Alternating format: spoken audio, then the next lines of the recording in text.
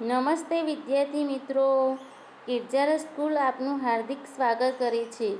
આજે આપણે હિન્દી ધોરણ 7માં પાઠ 4 કથની ઓર કરણી ભણીશું। કથની ઓર કરણી ગદ્ય વિભાગનો પાઠ છે, જેમાં એક વાર્તા નથી, અલગ અલગ વાર્તા છે, પરંતુ દરેકનો અર્થ, દરેકનો ભાવાર્થ, દરેક વાર્તાનો બોધ એક સરખો છે અને એ પાઠનું જે નામ છે એ જ આપનો બોધ છે, એ જ આપની શીખ છે, અથવા તો કહીએ કે ખોટ। કથની ઓર કરણી, કથની એટલે કે બોલવું, જે આપણે બોલીએ છીએ એ, અને કરણી એટલે કે કરીએ છીએ એ, આપણે બોલીએ છીએ કંઈક અને કરીએ છીએ કંઈક। તો અહીંયા કથની ઓર કરણી પાઠ આપણે ભણવાનો છે। તો વિદ્યાર્થી મિત્રો જુઓ, અહીંયા પહેલાં આપણે પાઠને અહીંયાથી જોઈશું। मानव जीवन प्रभु की अनमोल देन है। सभी प्राणियों में मनुष्य को प्रभु ने विशिष्ट शक्तियाँ प्रदान की है, इसलिए वह संसार में बहुत ही अच्छे ढंग से जीवन यापन करता है। मगर सभी लोग हर समय सही काम नहीं करते हैं। कई बार मनुष्य कहता कुछ है और करता कुछ है। कई मनुष्यों की कथनी और करनी में अंतर देखने को मिलता है। इस बात को प्रस्तुत निबंध में उजागर किया है। तो હવે આગળ આપણે અહીંયા પાઠને જોઈશું। ईश्वर ने मनुष्य को अनमोल प्राणियों से श्रेष्ठ बनाया है। ईश्वरे मनुष्यने बीजा प्राणियों करતાં श्रेष्ठ बनाव्યો છે। कई गुणों से उसे संवारा है, अनेक गुणोंથી તેને શણગાર્યો છે। इसका उसे अभिमान भी होता है, आनो तेने गर्व पण थाय छे। परंतु स्वयं को गुणों की खान समझने वाला व्यक्ति कई बार ऐसे कार्य करता है जिन्हें वह गलत बताता है। परंतु पोताने गुणोनी खान समझनार व्यक्ति जेम के अनेक वखत एवा कामो करे छे जेमने ते खोटा गणे छे। कथनी और करनी में अंतर के ऐसे कई उदाहरण रोज देखने में आते हैं। कथनी અને કરણીમાં રહેલા તફાવતના એવા અનેક ઉદાહરણો રોજ નજરે પડે છે। बस्ती के बीच सरकार ने पार्क बनाने की जगह छोड़ रखी थी। वस्तीनी वच्चे सरकारे बगीचो बनाववानी जग्या राखी हती। बरसात के मौसम में मोहल्ले के एक सज्जन को उसमें फूलों के पौधे लगाने की सूझी। वर्षा ऋतुનું એમ કે મોસમ હતું તે વખતે તે વિસ્તારના એક સજ્જનને તેમાં ફૂલના છોડ વાવવાનું સૂઝ્યું। वे कहीं से पौधे लाए, वे कहीं से क्या लाए? पौधे लाए। तो वे ते लोको क्यांकथी છોડ લઈ આવ્યા।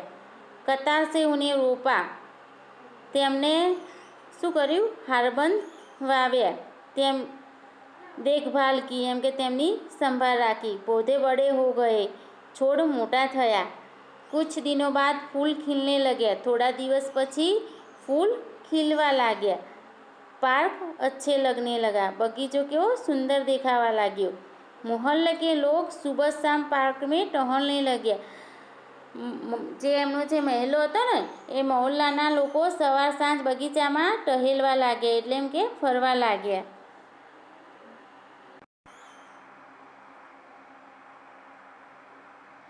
फूल सबको अच्छे लगते हैं, फूल सौने गमे छे।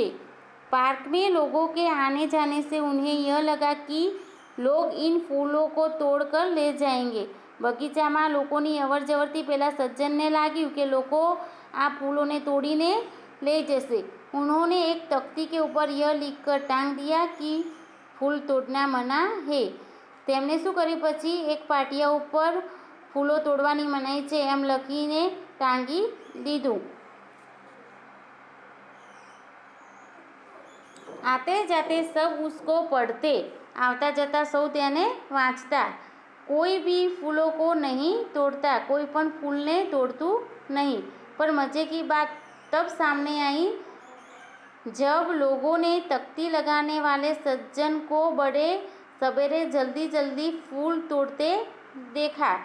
પરંતુ નવાઈની વાત તો ત્યારે ખબર પડી કે લોકોએ પાટિયું લટકાવનાર સજ્જનને વહેલી સવારે જલ્દી જલ્દી ફૂલ તોડતા જોયા। वे अपनी शर्म मिटाने के लिए बोले। તેઓ પોતાની શરમ છુપાવવા માટે બોલ્યા, પૂજા કે लिए तोड़ रहा हूँ। એમ કે પૂજા માટે ફૂલો તોડી રહ્યો છું।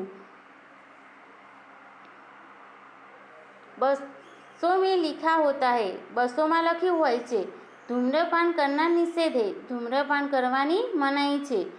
एक बार यात्रा करते हुए देखा कि एक यात्री ने बीड़ी जलाई और पीने लगा। एक वखत मुसाफरी करता જોયું કે એક મુસાફરે બીડી સળગાવીને પીવા લાગ્યો। उसे देखकर कंडक्टर ने कहा। તેને જોઈને કંડક્ટરે કહ્યું, ભાઈ સાहब बस में बीड़ी सिगरेट पीना मना है। તેને જોઈને કંડક્ટરે શું કહ્યું કે ભાઈ સાહેબ બસમાં બીડી સિગારેટ પીવાની મનાઈ છે। उसने जलती बीड़ी खिड़की से बाहर फेंकवा दी। તેને સળગતી બીડી બારીમાંથી ફેંકાવી દીધી। थोड़ी देर बाद कंडक्टर ड्राइवर के केबिन में जाकर बैठा। थोड़ी वार પછી કંડક્ટર ડ્રાઈવરની કેબિનમાં જઈને બેઠો। સિગરેટ જલાઈ और दोनों पीने लगे। તેને શું કર્યું, સિગારેટ સળગાવી અને બંને પીવા લાગ્યા। एक दूसरे यात्री ने यह देखा तो लिखे हुए वाक्य की तरफ इशारा करते हुए कंडक्टर से कहने लगे। તેને સિગારેટ સળગાવીને બંને પીવા લાગ્યા અને પછી એક બીજા મુસાફરે આ જોયું ને તો એને જે લખેલું હતું એ વાક્ય તરફ સંકેત કરતા કંડક્ટરને કહ્યું કે ભાઈ સાહેબ બસ में સિગરેટ પીના મના હે। એમ કે ભાઈ સાહેબ બસમાં સિગારેટ પીવાની મનાઈ છે। इस पर कंडक्टर शीघ्र बोल उठा, यह वाक्य आपके लिए है न कि हमारे लिए। આ સાંભળીને કંડક્ટર એકદમ બોલી ઉઠ્યો એમ કે આ વાક્ય તમારા માટે છે, અમારા માટે નહીં। एक व्यक्ति दुकान पर गया। एक मानस एक दुकान पर गयो। स्कूटर दुकान के सामने खड़ा कर ही रहा था कि दुकानदार बोला। स्कूटर दुकान पासे ઊભું કરી રહ્યો હતો અને दुकानदार बोल्यो, आप अपना स्कूटर वहाँ सामने वाहन रखने के स्थान पर खड़ा करके आए। એમ કે તમે તમારું સ્કૂટર ત્યાં સામે વાહન ઊભા રાખવાની જગ્યા છે ને ત્યાં એમ કે ઊભું કરી આવો। તો સજ્જને કહા। તો સજ્જને કહ્યું કે મુझे ज़्यादा समय तक थोड़े ही रुकना है। एम के मारे थोड़ा समय माटे ज रोकावानुं छे। मैं तो सामान लेकर अभी चला जाऊँगा। हूँ तो एम के सामान लईने हमणां चाल्यो जईश। तो दुकानदार बोल्यो, पर दुकान के सामने बीच सड़क पर स्कूटर खड़ा रखना कोई ठीक बात नहीं। परंतु दुकाननी सामे एम के सड़क वच्चे स्कूटर ઊભું રાખવું એ કોઈ ઠીક વાત નથી।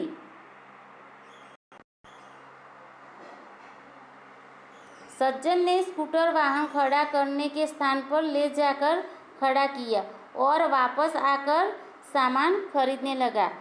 सज्जने પોતાનું સ્કૂટર વાહન ઊભા રાખવાની જગ્યાએ લઈ જઈને ઊભું રાખ્યું અને પાછા આવીને તે સામાન ખરીદવા લાગ્યા। इतने में स्कूटर लेकर दुकान पर एक लड़का आया। એટલામાં સ્કૂટર લઈને એક છોકરો दुकान पर આવ્યો। स्कूटर दुकान के सामने खड़ा करके वह दुकान के अंदर चला गया। स्कूटर दुकानની સામે ઊભું કરીને શું કર્યું, તે દુકાનમાં ચાલ્યો ગયો। इस पर उस सज्जन ने दुकानदार से कहा।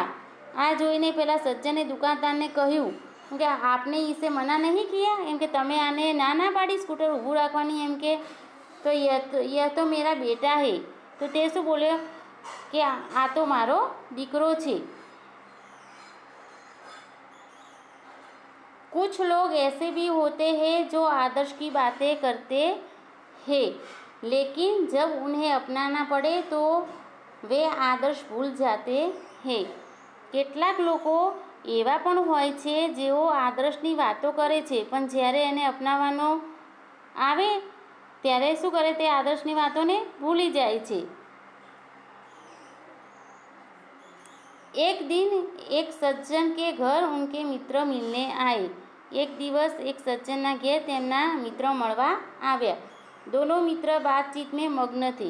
બંને મિત્રો વાતચીતમાં મગ્ન હતા कि किसी ने दरवाज़ा खटखटाए कि त्यारे कोईए दरवाज़ो खखड़ाव्यो। उन्होंने खिड़की से झांककर देखा તેમણે બારીમાંથી નજર કરીને જોયું. બહાર મકાન માલિક ખડા था. બહાર મકાન માલિક ઊભો હતો. जो पिछले 4 माह का किराया मांगने बार बार आ रहा था. તે છેલ્લા 4 માસનું ભાડું માગવા વારંવાર આવતો હતો.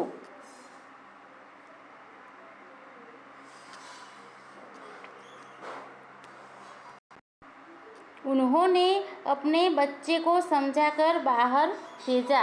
તે સજ્જને પોતાના બાળકને સમજાવીને બહાર મોકલ્યો. जब बच्चा बाहर गया तो मकान मालिक ने उससे कहा. જ્યારે બાળક બહાર ગયો ત્યારે મકાન માલિકે તેને કહ્યું, तुम्हारे पिताजी से कहो कि मैं मकान का किराया लेने आया हूँ. કે એને એમ કહ્યું કે તારા પિતાજીને કહે કે હું મકાનનું ભાડું લેવા આવ્યો છું. બચ્ચે ને તપાક સે જવાબ દિયા. क्या किया बच्चे ने? બાળકે તરત જ જવાબ આપ્યો. पिताजी ने कहा है कि वे घर पर नहीं है. કેમ કે પિતાજીએ કહ્યું છે કે તે ઘરમાં નથી. બચ્ચે કી બાત સુનકર મકાન માલિક હસને લગા. બાળકની વાત સાંભળીને મકાન માલિક શું કરવા લાગ્યો? હસવા લાગ્યો. ઘર મેં બેઠે મિત્ર કે ચહેરે પર ભી મુસ્કાન આ ગઈ. ઘરમાં બેઠેલા મિત્રનું મુખ પણ મલક્યું, એટલે એમ કે તેનો મિત્ર પણ હસવા લાગ્યો. जिसे देखकर वे सज्जन पानी पानी हो गया. તે જોઈને પેલો સજ્જન શરમાઈ ગયો. પાણી પાણી હો જાના યાની કે શરમાઈ જવું.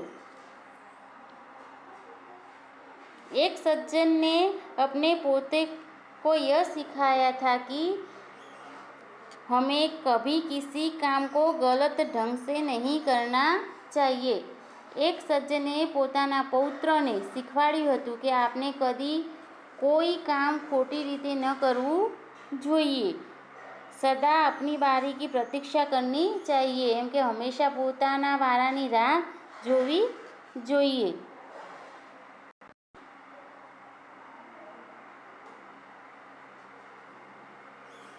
एक दिन की बात है. एक દિવસની વાત છે. वे जल बिजली के बिल जमा कराने गए. તેઓ નળ વીજળીનું બિલ ભરવા ગયા. साथ में उनका 8 वर्षीय पोता भी था. સાથે તેમનો 8 વર્ષનો પૌત્ર પણ હતો. बिल जमा कराने वालों की लंबी कतार देखकर वे कोई उपाय सोचने लगे. બિલ ભરનારાઓની લાંબી લાઈન જોઈને તે કોઈ ઉપાય વિચારવા લાગ્યા. उन्होंने खड़े हुए लोगों को ध्यान से देखा. તેમણે ઊભેલા લોકોને પહેલાં તો શું કર્યું? ધ્યાનથી જોયા. आगे ही एक परिचित व्यक्ति खड़ा दिखाई दिया. આગળ જ એક પરિચિત વ્યક્તિ ઊભેલો જોયો. वे तुरंत उसके पास गए और बोले. તે તરત તેની પાસે ગયા અને બોલ્યા, બેટા એ બિલ તુમ ઘર પર ही ભૂલ આए. એમ કે બેટા આ બિલ તું ઘરે જ ભૂલી આવ્યો છે. લો इसको भी जमा कर दो. લે એમ કે આને પણ ભરી દો. એમ वह व्यक्ति कुछ बोले उससे पहले ही बिल व राशि उसके हाथ में थमा दी और एक तरफ जाकर खड़े हो गए. એ વ્યક્તિ કંઈ બોલે તે પહેલાં જ એ બિલ એમને તેના એ રકમ તેના હાથમાં મૂકી તે એક બાજુ આવીને ઊભા રહી ગયા. वह व्यक्ति